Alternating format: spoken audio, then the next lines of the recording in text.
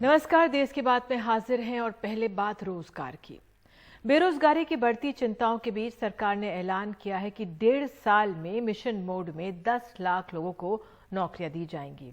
Corona के बीच जुलाई 2020 से जून 21 के दौरान बेरोजगारी की दर 4.8% रही और अगर एक तिमाही की बात करें अक्टूबर दिसंबर 2021 में इसकी दर 8.7% रही।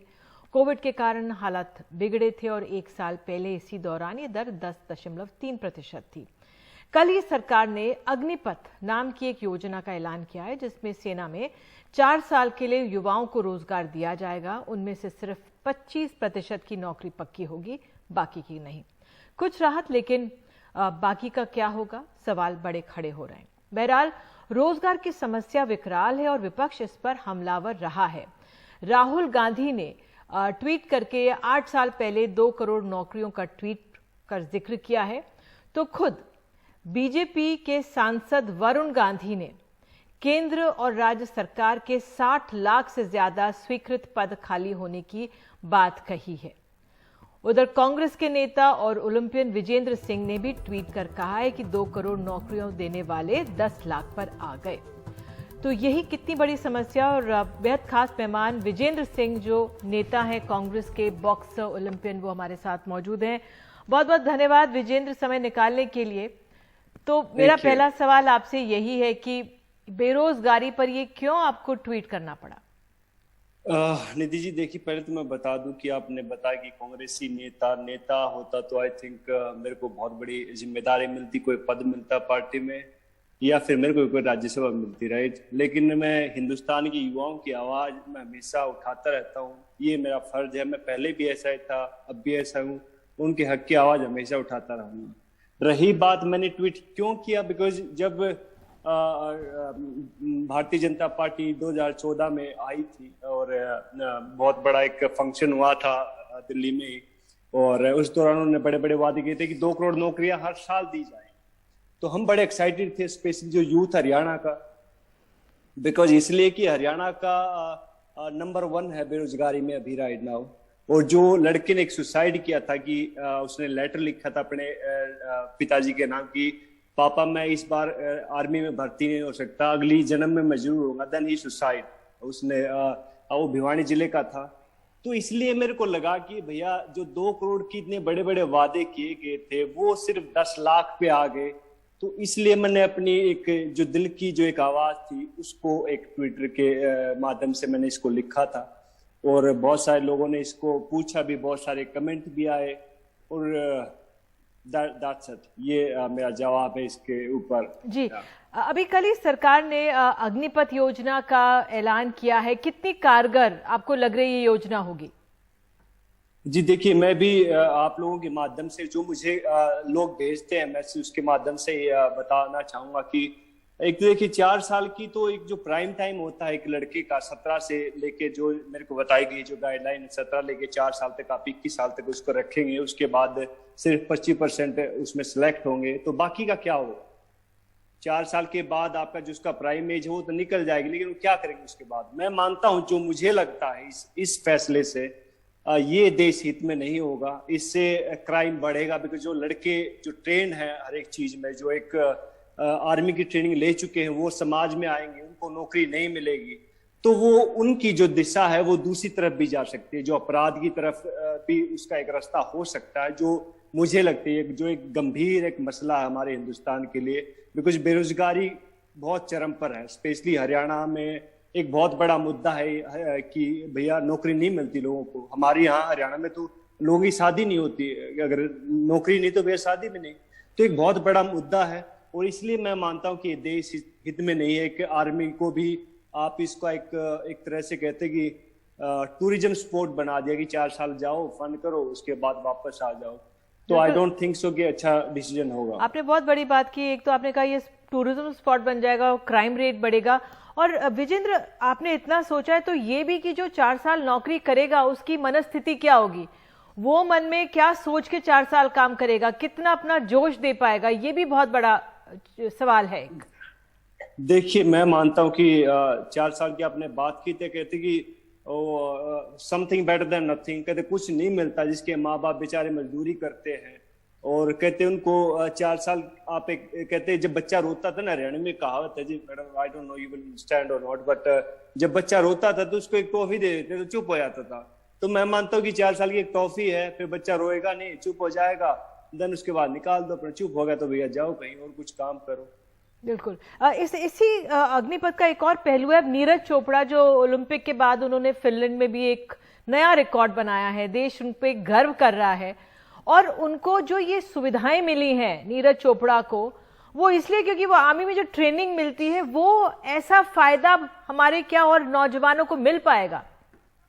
जी बिल्कुल, बहुत अच्छी बात है। एएसआई की जो स्कीम है एएसआई पूना में, हम भी गए वहां पे, ट्रेनिंग की है तकरीबन 7-8 महीने, 2005-6 में हमने भी ट्रेनिंग की है। बहुत अच्छा है और ये बहुत पहले से आ रहा है, कोई नई बात नहीं है कि अभी हुआ ये सब चीजें। 2005-6 में हम पूना में थे, वहाँ ट्रेनिंग की हमने, वहाँ हमारे ट्रेनिंग कैंप लगते थे, that's very nice, no doubt. लेकिन क्या सुविधाएं उन एथलीटों को मिली? 4 साल के बाद क्या हुआ? जो एथलीट जो आपने कहा कि भर्ती होगा आर्मी में, उसके बाद वो परफॉर्म करेगा, सपोजली उसके 4 साल कम निकल गया, उसके बाद वो क्या सेम फैसिलिटीज पूना वाले उसको दे पाएंगे कि नहीं दे पाएंगे?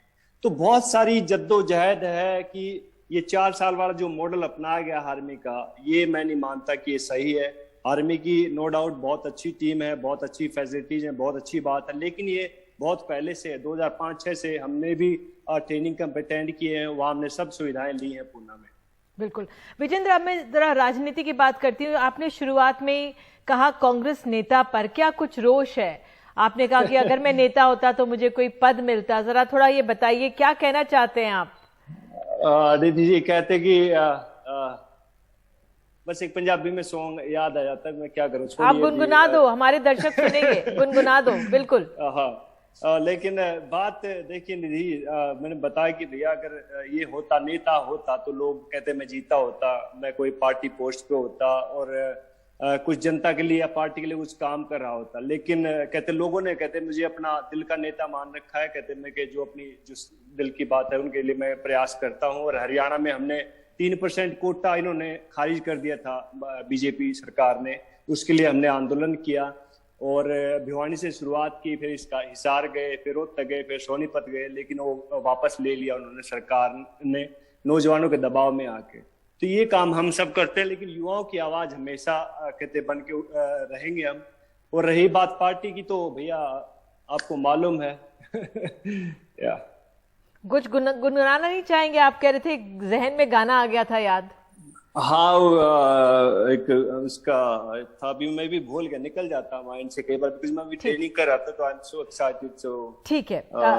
जी विजेंद्र, जो राहुल गांधी ने भी बेरोजगारी का मुद्दा उठाया, उन्होंने भी ट्वीट किया, शायद आपके तभी करा होगा जब आपने भी ट्वीट किया है उस समय ही। ईडी उनसे तीसरे दिन पूछताछ कर रही है, आप उसे कैसे देख रहे हैं?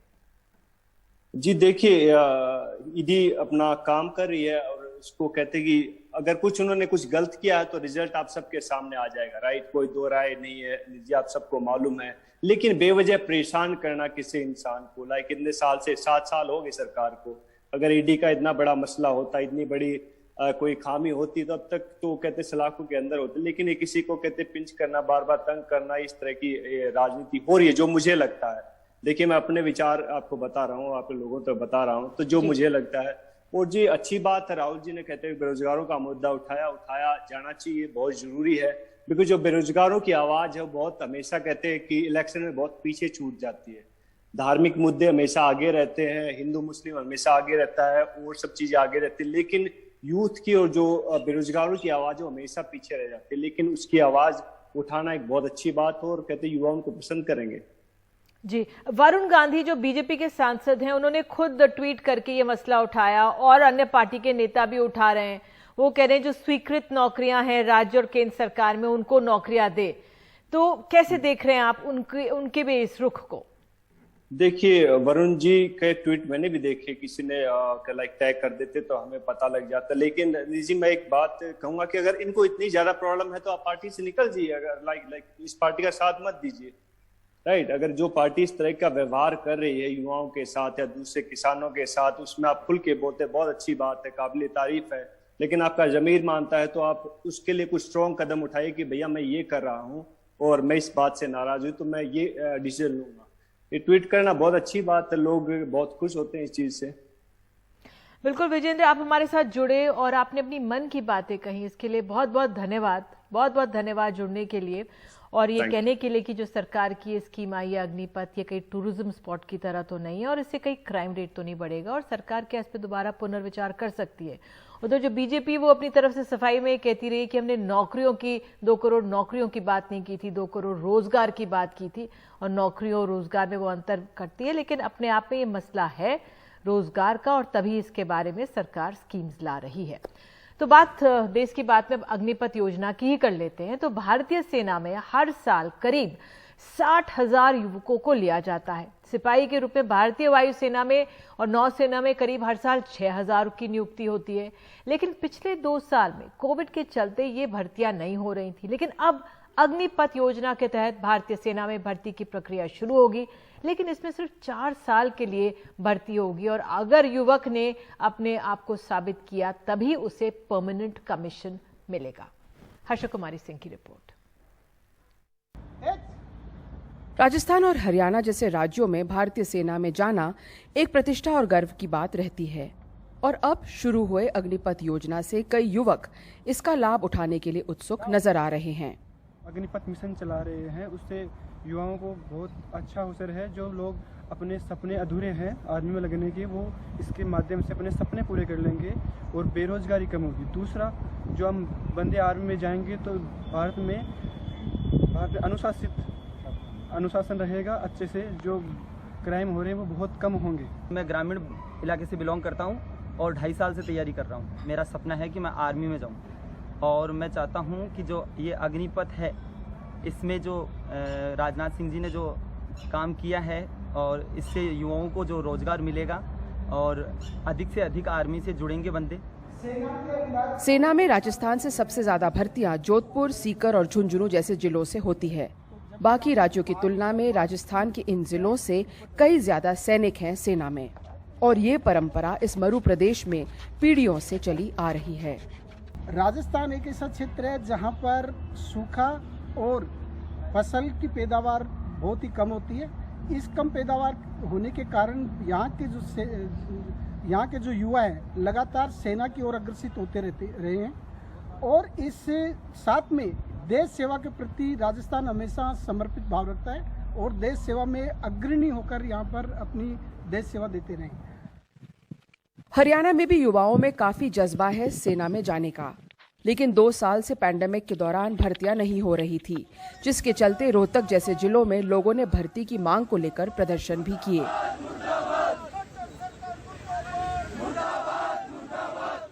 आर्मी में भर्ती अक्सर रैली के रूप में होती है और कोविड में जब ये बंद रहा तो युवाओं को बेरोजगारी और निराशा भी झेलनी पड़ी। आर्मी की तैयारी 2 साल से नहीं हो रही है रोहतक की, इससे बेरोजगार युवा नशे पते कर रहे हैं और अपनी आत्महत्या भी कर रहे हैं। मैं कृपया सरकार से कहना चाहता हूँ कि भर्ती जल्द से जल्द हो और युवाओं को रेस जो एडमिट होती है एक तरह से वो खत्म कर दें। ये 4 साल की भर्ती है, जो 4 साल तक फौज में ले जाएंगे, फिर उन्हें छोड़ देंगे, वो बेरोजगारों की तरह इधर उधर भटकते फिरेंगे, फिर क्या करेंगे वो फौज की।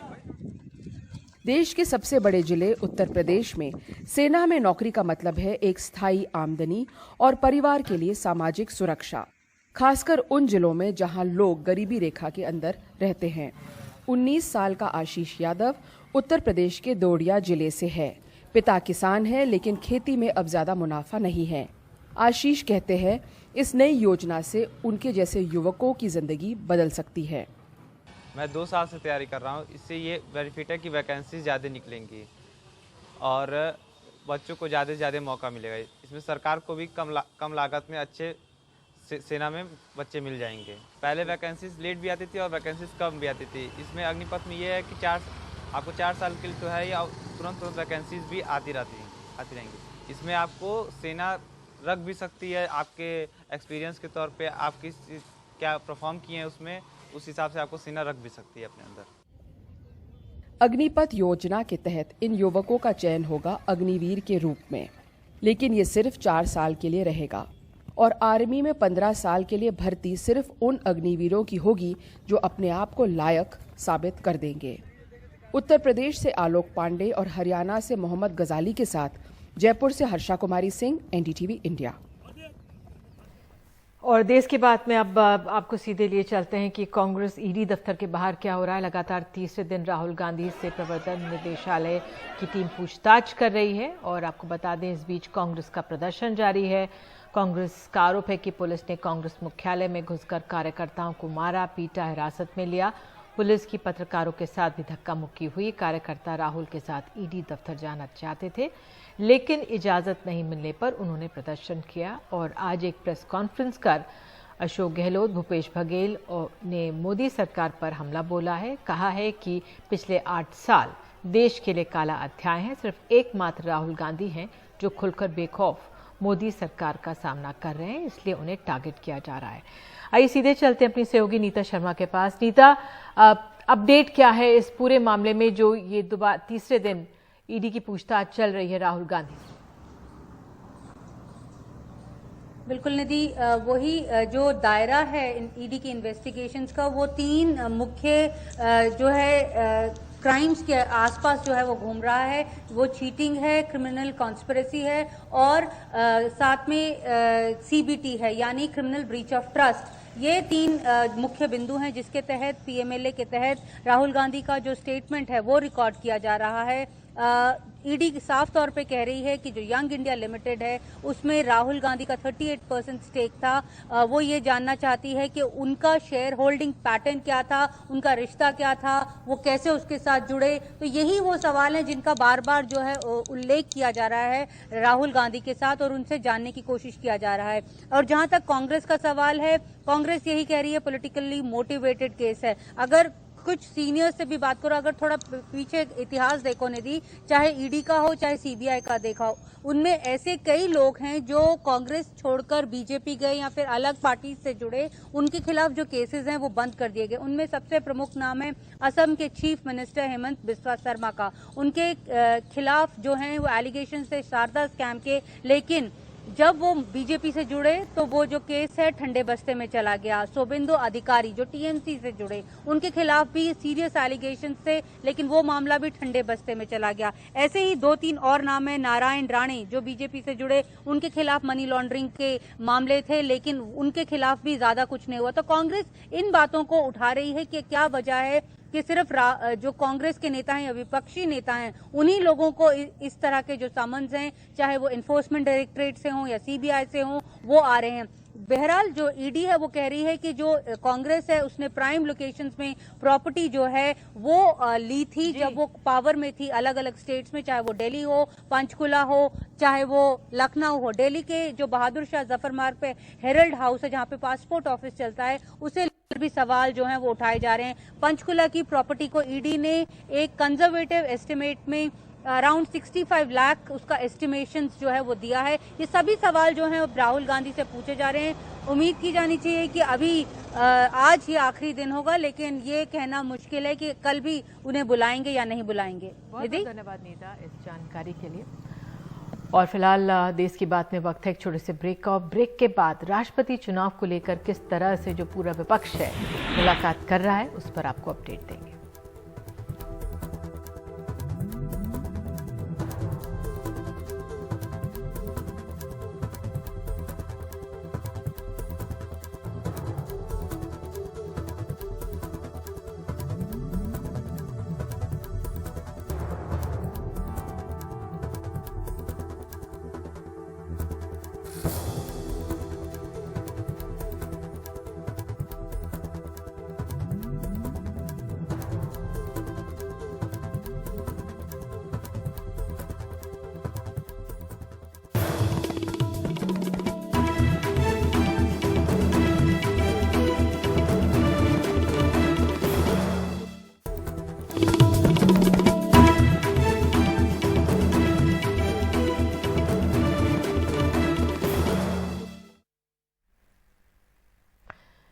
और अब बात राष्ट्रपति चुनाव से जुड़ी हुई। अब से कुछ देर पहले विपक्षी दलों की बैठक के बाद ऐलान किया गया है कि राष्ट्रपति पद का साझा उम्मीदवार ये लोग उतारेंगे जो संविधान की रक्षा करे। ममता बनर्जी ने कहा है, क्योंकि उन्होंने बैठक को बुलाया था, उन्होंने कहा है कि एक अरसे के बाद विपक्ष साथ बैठा है और कई पार्टियों के अहम नेता बैठक में आए हैं। इसमें कांग्रेस शामिल हुई, हालांकि टीआरएस और आम आदमी पार्टी शामिल नहीं हुई है।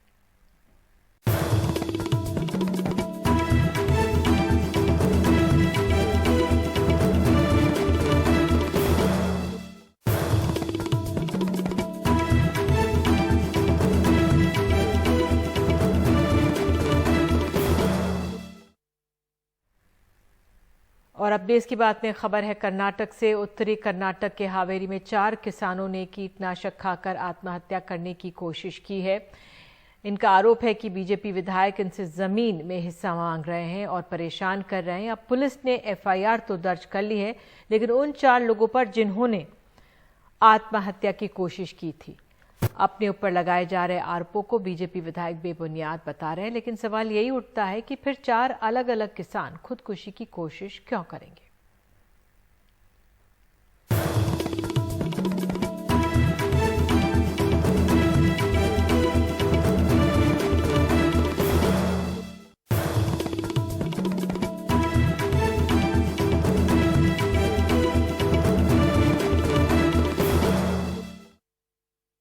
और देश की बात में खबर छत्तीसगढ़ से। करीब 104 घंटे बाद बोरवेल से निकले 10 साल के राहुल से मिलने छत्तीसगढ़ के मुख्यमंत्री भूपेश बघेल अस्पताल पहुंचे। उन्होंने राहुल का हालचाल जाना। मुख्यमंत्री बघेल राहुल को निकालने के अभियान के दौरान भी लगातार अपडेट ले रहे थे। राहुल 10 जून को 4 बजे बोरवेल में गिर गया था और कल रात करीब 12 बजे उसे सुरक्षित निकाला गया। राहुल को बाहर निकालने के अभियान में एनडीआरएफ, एसडीआरएफ, सेना के जवान और भी कई टीम जुटी। राहुल को बिलासपुर लाया गया, जहां उसका इलाज चल रहा है। राहुल साहू जिस बोरवेल में गिरा था उसके आसपास काफ़ी चट्टानें थी, जिसके कारण उसे निकालने में काफ़ी वक्त लगा। राहुल बोल सकता है और ना ही सुन सकता है।